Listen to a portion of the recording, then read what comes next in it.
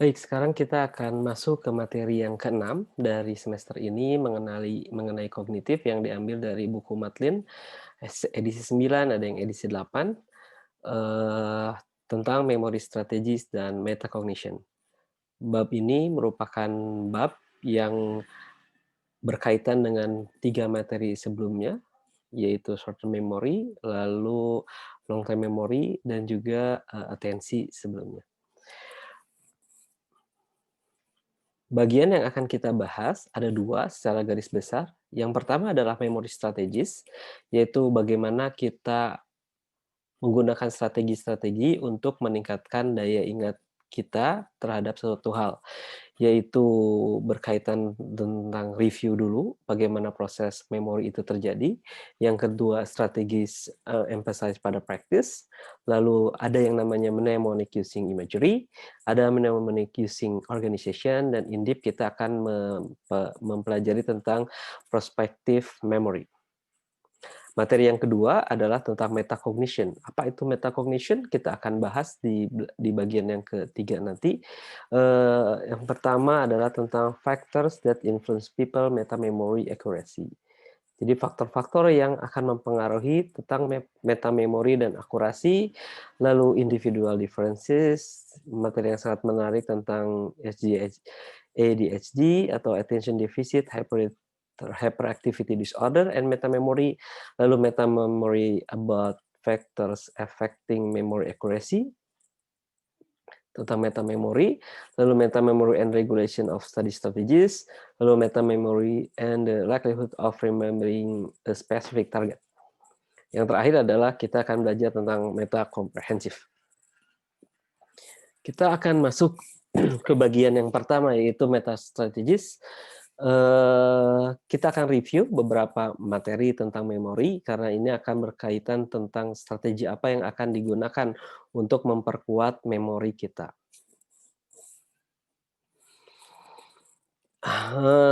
Pada chapter sebelumnya kita sudah mempelajari beberapa hal, level of processing, the encoding specific principle, lalu avoiding overconfidence.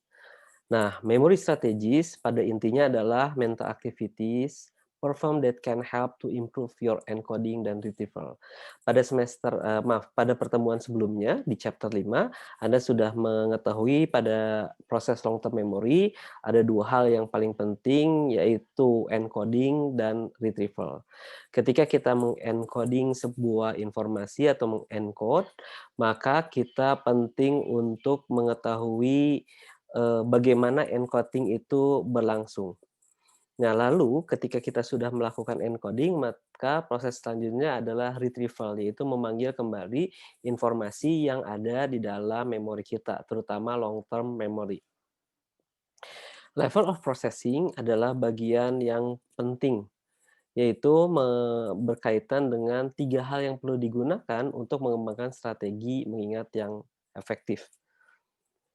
Mari kita masuk ke bagian pertama, yaitu level of processing.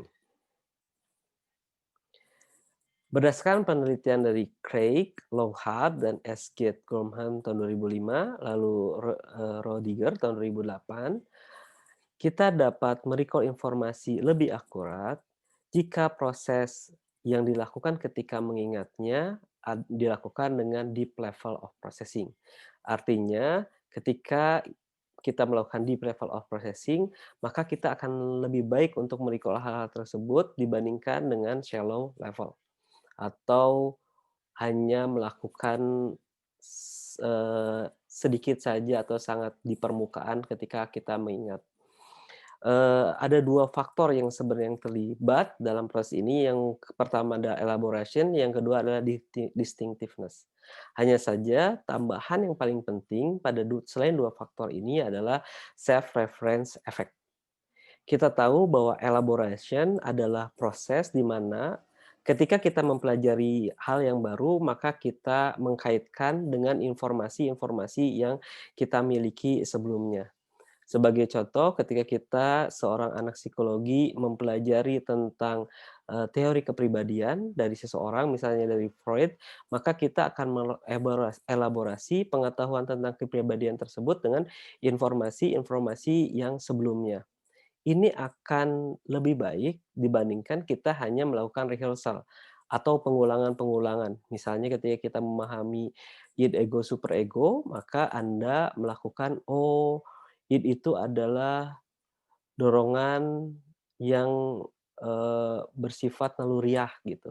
Lalu Anda bayangkan seperti apa dorongan bersifat naluriah, misalnya Anda membayangkan bahwa ini berhubungan dengan, "Oh, kalau ketika saya makan," atau seperti apa, maka itu melakukan elaborasi dengan pengetahuan yang saya miliki.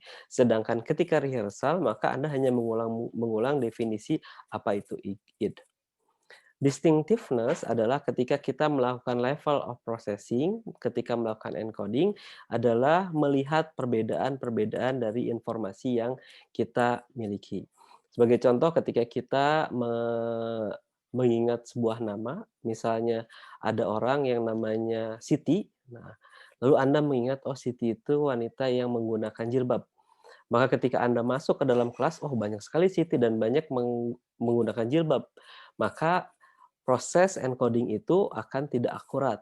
Karena ketika kita terlalu banyak Siti di dalam kelas itu dan kita juga mempunyai pembenaran nama-nama Siti. Tapi ketika Anda menspesifikkan, oh, dengan karakteristik tertentu, terhadap orang ini, oh Siti ini orangnya dari Malaysia gitu ya. Lalu, praganya tinggi. Nah, maka Anda sudah melakukan distinctiveness dan itu akan lebih Anda ingat. Yang ketiga adalah self-referent effects. Ini sangat penting ketika Anda mempelajari sesuatu, terutama yang berkaitan dengan kehidupan Anda sehari-hari, yaitu Anda sesuatu hal tersebut ke dalam diri Anda. Seperti itu. Ketika Anda mengingat tentang long term memory, lalu, oh bayangkan, oh, long term memory saya seperti ini. Oh, ketika saya mengingat pelajaran itu seperti ini. Maka Anda merefleksikan hal-hal tersebut ke dalam diri Anda. Hal ini akan lebih baik, akan lebih akurat dibandingkan hanya Anda mempelajari sesuatu shallow, hanya berdasarkan pemahaman dan pengulangan. Sehingga dalam memori strategis, level of processing itu bagian yang penting di dalam proses pertama Anda mengingat. Yang kedua adalah encoding specificity. Encoding specificity principle, recall is often better if the context at the time of encoding match the context at the time when your retrieval will be tested. Jadi ketika Anda melakukan encoding terhadap suatu hal, pada prinsipnya akan lebih baik jika konteksnya sama. Sebagai contoh, ketika Anda mempelajari pelajaran kognitif, lalu Anda mempelajarinya dalam bentuk pilihan ganda.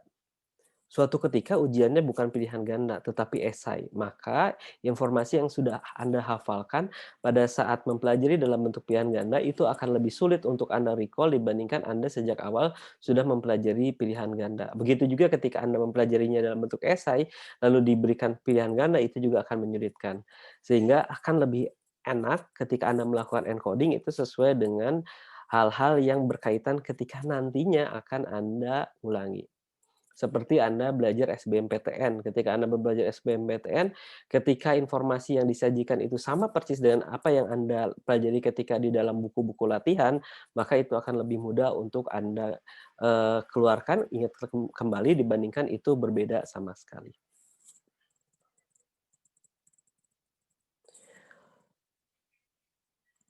Nah, bagian yang ketiga adalah avoiding over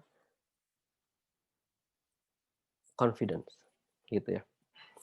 Overconfident biasanya disebut juga dengan kecenderungan kita untuk terlalu percaya diri. Kita terlalu percaya diri dengan informasi yang kita hafalkan, misalnya seperti itu. Nah, kita yakin bahwa ketika kita melakukan penghafalan, kita yakin sekali bahwa saya hafal. Misalnya ketika Anda belajar, kognitif ini, besok akan melakukan kuis, Anda yakin sepertinya bahwa bagian-bagian yang ada di dalam kuis ini saya sudah pelajari dan saya hafal. Maka muncullah yang namanya foresight bias atau overestimate the number of answer that will correctly supply on the future test.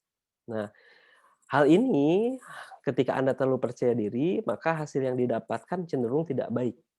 Jadi cenderung Anda ngerasa bahwa Anda sudah menghafal semua, tetapi secara umum saja sebenarnya itu terjadi pada diri Anda. Ketika Anda mengingat lagi bagian-bagian yang ada dalam pelajaran ini, maka kadang-kadang Anda tidak mengingat lebih banyak daripada kepercayaan diri Anda pada awalnya. Tidak hanya terkait dengan materi yang baru dipelajari, kita juga sering mengalami overconfident terhadap life experience yang kita, alami. Misalnya ketika kita mengingat suatu hal, kejadian-kejadian, misalnya Anda melihat tabrakan, lalu Anda sangat ingat, ngerasa sangat ingat bahwa kegiatan itu atau kejadian itu Anda ingat sekali secara detailnya.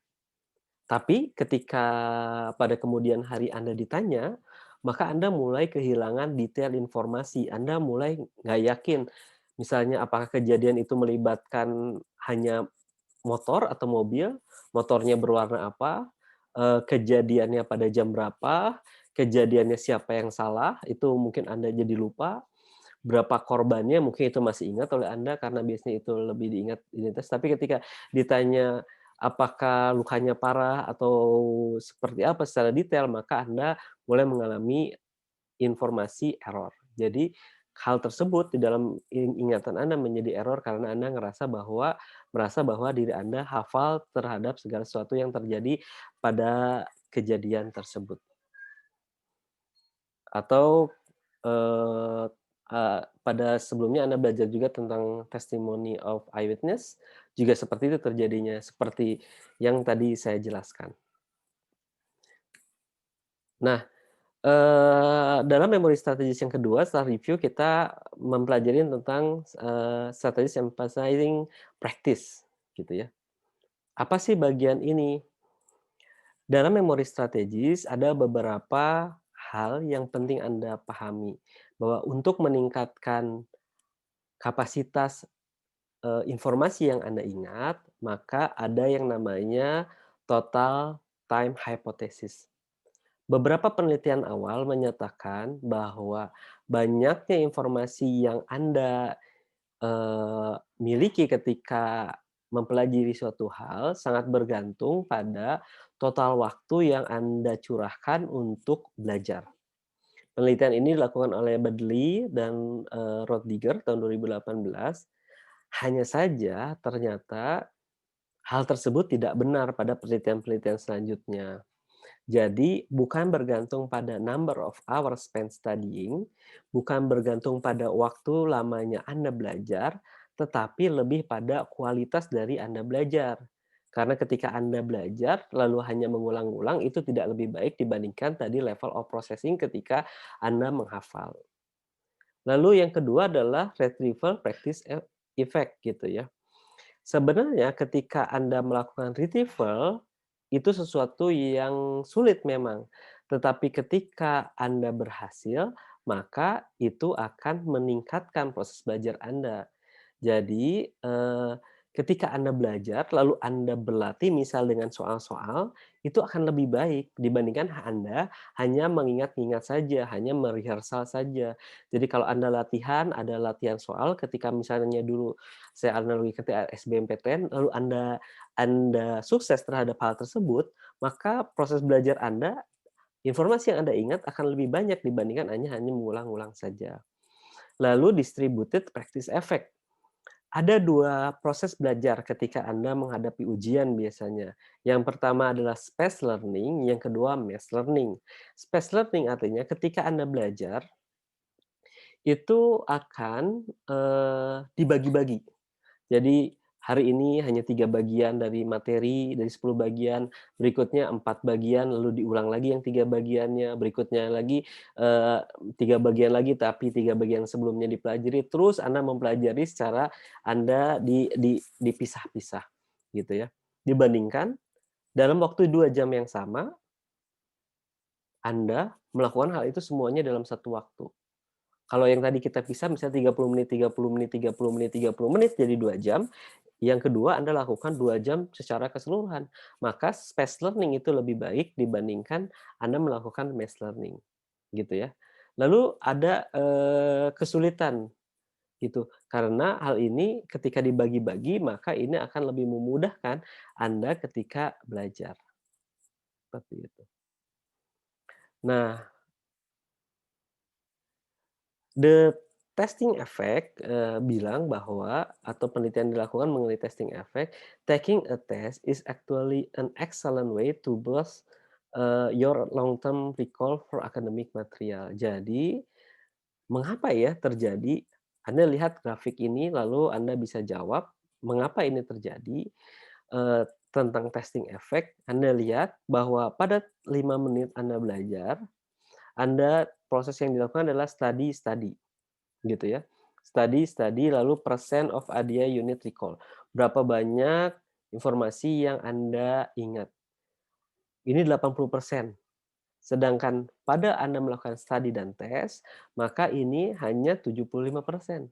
Tapi setelah 2 hari kemudian, studi-studi itu menurun, 1 minggu kemudian studi-studi menurun. Sedangkan, dengan proses study test, maka hal ini agak berbeda, penurunannya tidak setajam yang terjadi pada memproses studi-studi. Mengapa hal ini bisa terjadi? Silahkan tuliskan, ide Anda tentang isu ini, mengapa hal ini bisa terjadi pada, Google Form yang nanti kami siapkan. Ada pertanyaan? Jika ada pertanyaan, silakan Anda simpan, kita akan bahas pada perkuliahan yang akan datang.